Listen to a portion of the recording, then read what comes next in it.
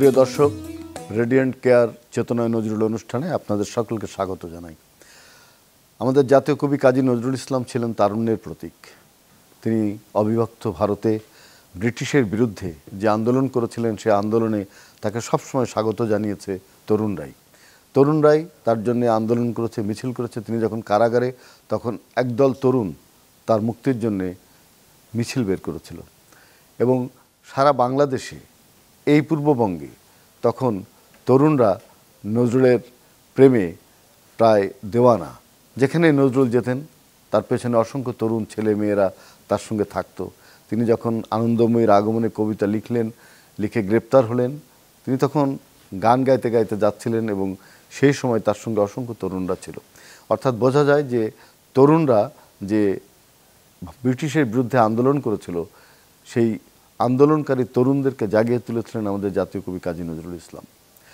আজকে আমাদের যে ছাত্র জনতার গণ অভ্যুত্থান, সেখানেও কিন্তু নজরুল তারুণ্যকে জাগিয়েছিলেন এবং এই তরুণরাই নজরুলের আদর্শ সৈনিক। প্রিয় দর্শক, আজকে আমরা নজরুল এবং এই প্রজন্মের তারুণ্য, এই বিষয় নিয়ে আলোচনা করব। আজকে যারা আমাদের অতিথি, পরিচয় করে দিচ্ছি। আমাদের সঙ্গে আছেন দেশের বিশিষ্ট চিকিৎসক, একজন নজরুল প্রেমী, সাংস্কৃতিক ব্যক্তিত্ব, জনাব তৌহিদুর রহমান আওয়াল। আসসালামু আলাইকুম। ইসলাম। আমাদের সঙ্গে আছেন বিশিষ্ট নজরুল সঙ্গীত শিল্পী ইরশাদ জাহান মিম। আজকে তবলা বাজাবেন সঞ্জয়, কিবোর্ডে আছেন শিমু। প্রথমে যাব তৌহিদুর রহমান আওয়ালের কাছে। আমরা জানি যে নজরুলকে সবসময় আমরা দ্রোহের কবি, প্রেমের কবি সব বলে অভিহিত করি, কখনো কখনো তারুণ্যের কবিও বলি। এই যে তরুণদেরকে নজরুল উদ্দীপ্ত করলেন এবং নজরুলকে তার লেখনীর শুরু থেকে আজ পর্যন্ত তরুণরাই কিন্তু নজরুলের মূল শক্তি। এ সম্পর্কে আপনার কি ধারণা? ধন্যবাদ। 1899 সালের 24শে মে ধূমকেতুর ন্যায় জন্মগ্রহণ করেছিলেন কাজী নজরুল ইসলাম। এই পুরো উপমহাদেশে, সেই ব্রিটিশ ভারতীয় সাম্রাজ্য বলেন, পরবর্তী ভারতীয় সাম্রাজ্য বলেন, পরবর্তী স্বাধীন বাংলাদেশ বলেন, সব যুগেই নজরুল বিদ্যমান। তার যে প্রমাণ আমরা এই 24-এর গণ অভ্যুত্থানের প্রত্যেকটি জায়গায় নজরুলের যে সে বিদ্রোহী মনোভাব, উনি কোনোদিন হার মানেন নাই তার জীবনে। উনি মাত্র 23 বছরের তার জীবনে উনি সব কিছু উপহার দিয়ে গেছেন, সব কিছুই তরুণদের জন্য। 1922 সালে উনি যখন প্রথম গ্রেফতার হন কবিতা লেখার জন্য এবং তাকে ধারণা করা হয়েছিল তার জনপ্রিয়তার কারণে, তখন কিন্তু ব্রিটিশ ভারতে ব্রিটিশ সাম্রাজ্যের পতন ঘটানোর মতো একটা সিচুয়েশন তৈরি হয়ে যেতে পারত। তারই ধারাবাহিকতায় তারা তার কণ্ঠরোধ করার জন্য তারা চেয়েছিল যে তাকে যদি থামিয়ে দিতে পারি তাহলে এই ব্রিটিশ বিরোধী মনোভাব থেমে যাবে। কিন্তু সেই মনোভাব কিন্তু থামেনি। সেই মনোভাব আরও দ্বিগুণ গতিতে, আরও বিদ্যুৎ গতিতে আরও এগিয়ে গিয়েছে। তখন তিনি যখন জেলখানায় বন্দী, তখন তৎকালীন সময়ের যে ক্রেজ ছিলেন রবীন্দ্রনাথ ঠাকুর, উনি তখন বসন্ত গীতি, সেই কাব্যটি উনি উৎসর্গ করেছিলেন কাজী নজরুলের জন্য। তারই প্রতিদান হিসেবে তখনই তিনি লিখেছিলেন আজ সৃষ্টি সুখের উল্লাসে। এই যে কবি প্রেম, একজনের প্রতি আরেকজনের পারস্পরিক শ্রদ্ধাবোধ, সেটা অভূতপূর্ব। এবং উনি ওনার জবানবন্দিতে সবচেয়ে তরুণদের জন্য যে জিনিসটা অনেকে জানা দরকার, অনেকে নজরুলের এত সহস্র কর্ম দেখে কিন্তু জানে না উনি কতটুকু ডাইনামিক ছিলেন। উনি ওনার জবানবন্দিতে উনি একবারও স্বীকার করেন নাই উনি কোনো দোষ করেছেন, কারণ উনি জানেন উনি সত্যের পক্ষে ছিলেন, ন্যায়ের পক্ষে ছিলেন। উনি শুধু বলেছিলেন যে আমি ভগবানের পক্ষ থেকে আমি সত্যকে, ন্যায়কে প্রচার করতে এসেছি। কবির ভাষাটাই সেটা। উনি ছিলেন ভার্সেটাইল, সব্যসাচী যা বলে। এবং উনি ওনার সর্বশেষ ভাষণ বলতে যেটা বোঝায়, সেখানে উনি বলেছিলেন যে আমি হিন্দু আর মুসলমানের যে গালাগালি, সেটা আমি কোলাকুলি বা গলাগলিতে আমি পরিণত করতে চাই। এই যে অভূতপূর্ব সারা এবং নজরুল যে মেলবন্ধন তৈরি করেছিলেন সকল ধর্মের মধ্যে, এক বিরল ঘটনা। সারা পৃথিবীর ইতিহাসে এরকম কবি বিরল, যে উনি নিজে ইমামের ছেলে হয়ে বা মুসলিম পরিবারে জন্মগ্রহণ করে, যেখানে কট্টর, আমরা আশা করি অনেক সময় যে তার বাবা একটু ছিল যে মৌলবাদী বা ধর্মীয় বা ইসলামের প্রতি বেশি একটু তার ছেলেরা তারই ধারাবাহিকতা অনুসরণ করবে। কিন্তু নজরুল ছিলেন তার থেকে ব্যতিক্রম। উনি প্রমাণ করেছেন যে ইসলামিক পরিবার থেকে হয়েও সকল ধর্মের মানুষের প্রতি কীভাবে শ্রদ্ধা দেখাতে হয়, কি ভালোবাসা দেখাতে হয়। তো তরুণদের মাঝে উনি থাকবেন যতদিন এই পৃথিবী থাকবে, যতদিন বাংলাদেশ থাকবে, উনি ততদিন ইতিহাসের পাতায় সমানভাবে তরুণদের মাঝে এবং আবাল বৃদ্ধ বনিতা সকলের মাঝে। ওনার কিন্তু বাচ্চাদের জন্য ছড়া আছে অসম্ভব জনপ্রিয়।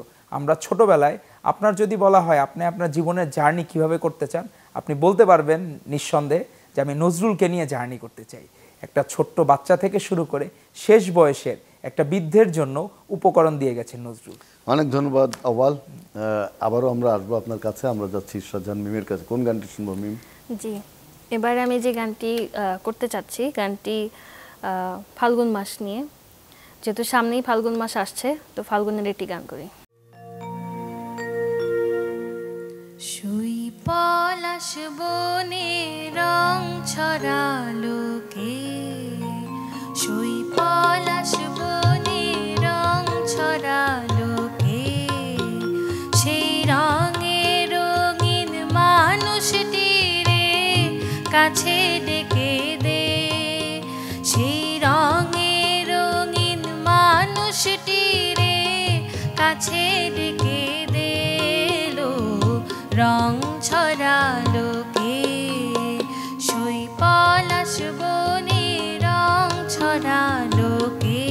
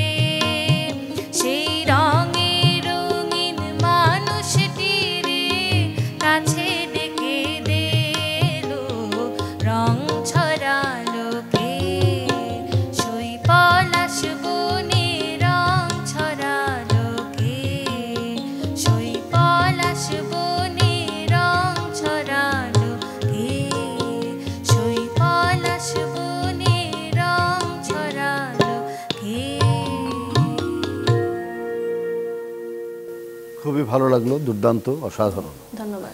মিমকে অনেক ধন্যবাদ। তৌহিদুর রহমান আওয়াল, আওয়াল আমরা যে শুনছিলাম যে তিনি একটা মুসলিম পরিবারে জন্মগ্রহণ করেও তিনি সেই ধর্মান্ধতার বিরুদ্ধে রুখে দাঁড়িয়েছিলেন। তিনি ইসলাম ধর্মের যে মূল বাণী, যে সব ধর্মের প্রতি তুমি তোমার শ্রদ্ধা প্রদর্শন করো এবং যার যার ধর্ম তার তার, সেই কথাই কিন্তু তিনি প্রতিপালন করবার চেষ্টা করেছেন আজীবন ধরে।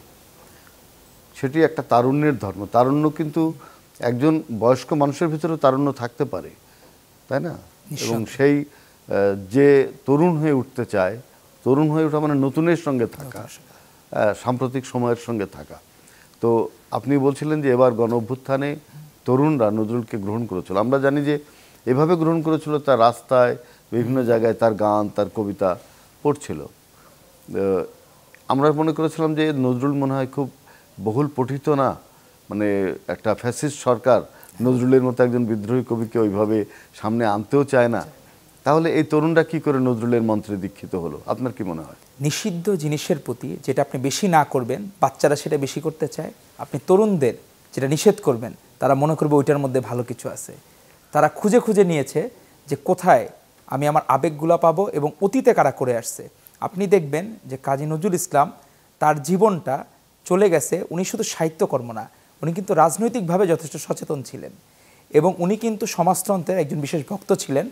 কিন্তু উনি নিজে কিন্তু কখনো কোনো রাজনৈতিক দলের কর্মী হন নাই। তো এমন একটা বিষয়, উনি অক্সিজেন নিয়েছেন সব সময়, কিন্তু উনি কখনোই কার্বন ডাইঅক্সাইড বা বাকি কোনো কিছু, বাকি অন্য কোনো কিছু দেন নাই। উনি সব সময় নিয়ে গেছেন, রাজনৈতিক আবহের মধ্যে বড় হয়েছেন।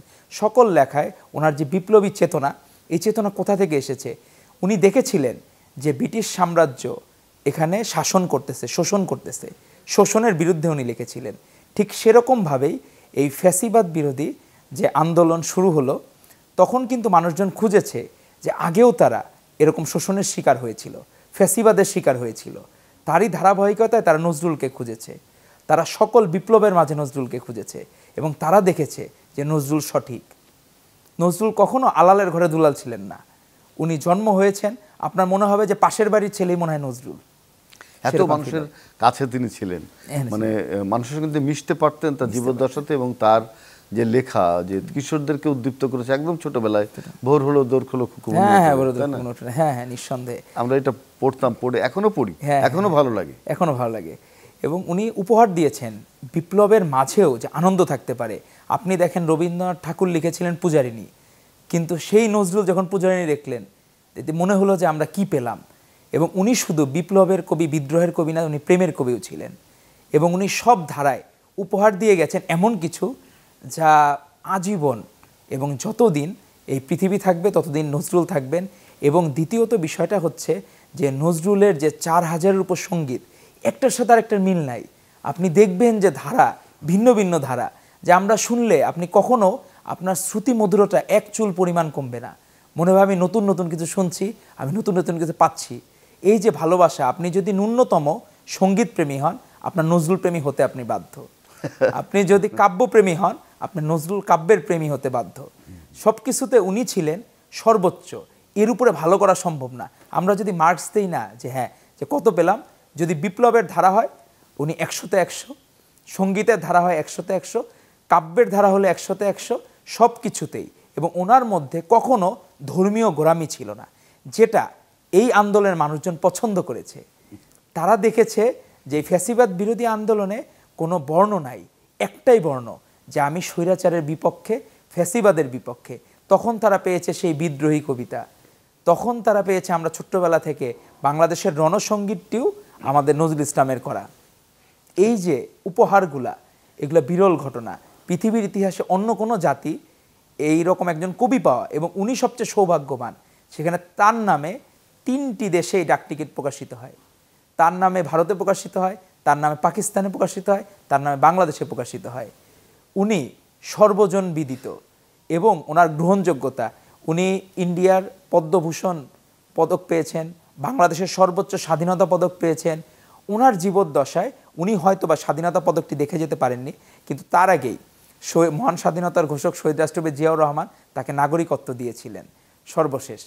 আবার তারই যে চিকিৎসা লন্ডন ক্লিনিকে হয়েছিল, তারই স্মৃতি বিজড়িত এখনও যিনি অন্যায়ের সাথে আপোষ করেন নাই, সেই বেগম খালেদা জিয়ার চিকিৎসাও কিন্তু এই লন্ডন ক্লিনিকে হচ্ছে। মানুষ যখন এখন সার্চ দিচ্ছে লন্ডন ক্লিনিক সম্বন্ধে, তখন ভেসে উঠছে যে তখন কিন্তু কাজী নজরুল ইসলামের চিকিৎসা এই লন্ডন ক্লিনিকেই হয়েছিল। তো এই যে মেলবন্ধন, ফ্যাসিবাদের বিরুদ্ধে, স্বৈরাচারের বিরুদ্ধে, বা মানুষের যে আমি কারো যারা শোষিত হতে চাই না, এই চেতনার বিরুদ্ধে কাজী নজরুলও যেমন সংগ্রাম করেছিলেন, এই বেগম খালেদা জিয়াও সেই সংগ্রাম করেছিলেন এক সূত্রে গাথা। এজন্য তরুণরা কোনো কারণ ছাড়া জানা ছাড়া, ওনারা শুধু জানতো যে পাঠ্য বইয়ে নজরুলের কবিতা আমার মুখস্থ করে আমার লিখে দিতে হবে বা ডেলিভারি দিতে হবে পরীক্ষার খাতায়। কিন্তু এখন তারা দেখতেছে নজরুল তাদের আবেগের জায়গায়, নজরুল তাদের ভালোবাসার জায়গায়, এবং নজরুল আমাদের সকল যে আমাদের জীবনী শক্তি, চালিকা শক্তির জায়গায় সেই নজরুল। মানুষের বাঁচার জন্য যেমন খাবার দরকার, সাহিত্যের ধারার জন্য সে খাবার হচ্ছে নজরুল। অনেক ধন্যবাদ আওয়াল। আপনার অভিজ্ঞতা থেকে একজন নজরুল প্রেমী মানুষ হিসেবে আপনি যেভাবে নজরুলকে দেখেন সেটা কিন্তু বেশ অনন্য এবং আমার খুব ভালো লাগছে। অনেক ধন্যবাদ। ইরশাদ জাহান মিম, কোন গানটি শুনবো? এবারে গাইছি একটু ভাটিয়ালি অঙ্গের। নজরুলের যেহেতু অনেক ধরনের গান আছে, তো আমি একটু ফোক অঙ্গের গান গাইতে চাচ্ছি, নাইতে এসে ভাটি স্রোতে। নাইতে এসে ভাটির স্রোতে কলসি গেল ভেসে, কলসি গেল ভেসে। নাইতে এসে ভাটির স্রোতে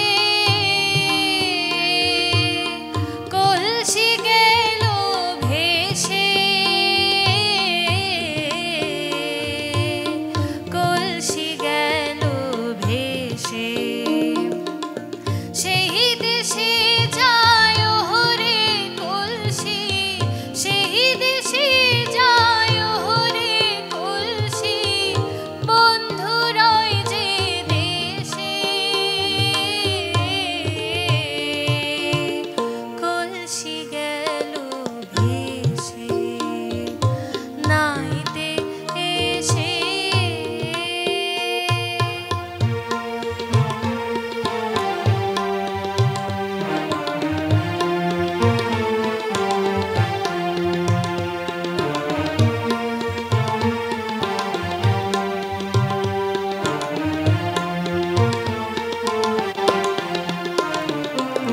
জলকে সে কাল সকালে কখন মনের ভুলে ভাসিয়েছিলাম বন্ধুর লাগে খোপার কুসুম খুলে,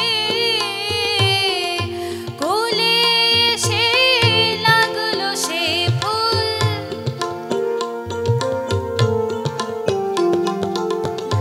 কোলে এসে লাগলো সে ফুল। আজকে বেলা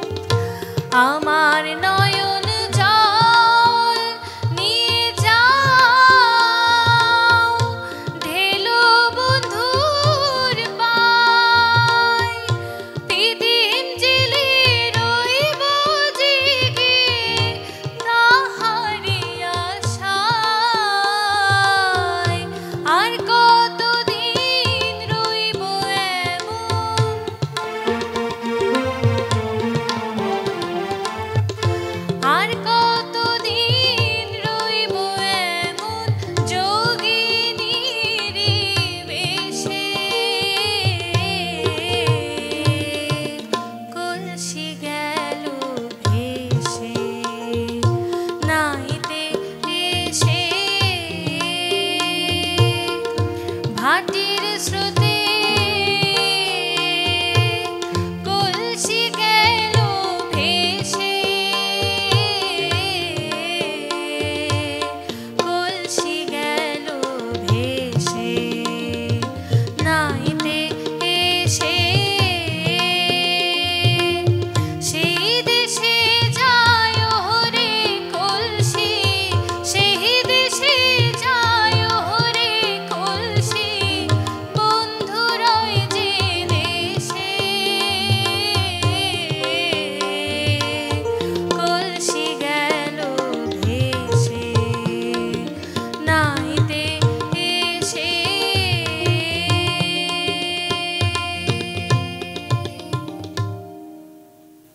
খুব ভালো লাগলো ইসরাত জাহান মিমের এই গানটি, অসাধারণ। আমি খুব গভীরভাবে শুনছিলাম। নজরুলের পল্লী অঙ্গের গানগুলো কিন্তু অসাধারণ, অসাধারণ, তাই জি। না? এই যে ইসরাত জাহান মিমদের যে প্রজন্ম, তার পরের প্রজন্ম নজরুলকে কিভাবে তারা দেখছে? আমাদের মাধ্যমেই হয়তো দেখবে। আমরা যদি নজরুলকে নিয়ে সেভাবে কাজ করতে পারি বা নজরুলকে আরও বেশি বেশি যদি মানে প্রচার করতে পারি, তাহলে আমার মনে হয় যে আমাদের পরবর্তী যে প্রজন্মগুলো এখন বের হচ্ছে, যারা একদম ডিজিটাল ছেলে মেয়ে, তারা আমার মনে হয় যে অবশ্যই নজরুলকে জানবে। অনেক ধন্যবাদ ইসরাত জাহান মিম। আমাদের আওয়ালের কাছে একদম শেষে এক কথাই বলতে হবে যে আপনি যে একজন তরুণ চিকিৎসক এবং চিকিৎসকরা অনেক ব্যস্ত পেশায় থাকে, এর মধ্যে চিকিৎসকদের মধ্যে আপনি নজরুলকে নিয়ে কি, তাদের মধ্যে কি চেতনা জাগরিত করতে চান? নজরুলকে জানার জন্য যে আগ্রহ সবার মধ্যেই আছে, কিন্তু প্রচারটাই ফ্যাসিস্ট আমলে তেমন হয় নাই। তো আমরা চাবো, আহ্বান জানাবো যাতে ব্যাপকভাবে প্রচার হয় এবং আপনার মতো গুণী একজন কবি যেহেতু নজরুলকে ওন করে, আমরা ওন করি, আমরা সকলে মিলে একটা সুন্দর একটি জাতি, যে জাতি নজরুল জাতি হবে, আমরা সেটি আশা করব ইনশাল্লাহ। অনেক ধন্যবাদ। আজকে আওয়ালকে অনেক অনেক ধন্যবাদ দিই। ধন্যবাদ ইরশাদ জাহান মিমকে, ধন্যবাদ সঞ্জয়কে এবং শিমুকে। প্রিয় দর্শক, রেডিয়েন্ট কেয়ার চেতনা নজরুল অনুষ্ঠানে আমরা আজকে তারুণ্যকে সামনে নিয়ে আসতে চেয়েছি এই কারণে যে নজরুল ছিলেন তারুণ্যের কবি, তারুণ্যের জয়গান করেছেন এবং তরুণরা যে বদলে দিতে পারে তিনি তার এক প্রবন্ধে বললেন, বাঙালির বাংলা প্রবন্ধে বললেন, যেদিন এই তরুণরা একত্রিত হয়ে রামাদের এবং গামাদের ধনঞ্জয় দিয়ে বিদায় করতে পারবে, প্রহরেন ধনঞ্জয় দিয়ে বিদায় করতে পারবে, সেদিনই এই বাংলা নতুন কিছু হবে, নতুন কিছু অসাধ্য সাধনে তরুণরাই করবে। তো সেই তরুণরা আমরা দেখতে পাচ্ছি স্বাধীনতা সংগ্রাম থেকে আজকের এই জুলাইয়ের গণ অভ্যুত্থান পর্যন্ত কিন্তু তারা অসাধ্য সাধন করছে এবং ভবিষ্যতে যত আন্দোলন হবে তাদের সকলের সঙ্গে নজরুল থাকবেন, নজরুলের দ্রোহী চেতনা থাকবে, নজরুলের প্রেম থাকবে। সবাই ভালো থাকবেন, সুস্থ থাকবেন।